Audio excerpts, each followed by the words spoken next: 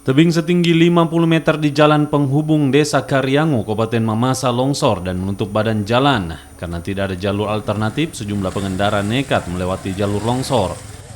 Sejumlah kendaraan roda 4 dan roda 2 terpaksa ditarik oleh warga agar bisa melewati material longsor. Longsor juga mengancam sejumlah rumah penduduk yang berada di sekitar lokasi.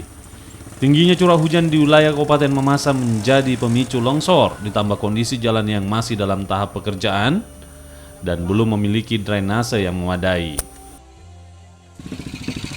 Yang kami harapkan dari pemerintah kabupaten, provinsi maupun pusat supaya jalur wisata ini yang menghubungkan Trans Sulawesi dari Mamuju sampai Toraja supaya ada perhatian khusus terutama kepada Bapak Gubernur, karena kami selalu mengharapkan uluran tangan beliau dengan bekerja sama dengan Bupati Mamasa supaya kami ada perhatian khusus.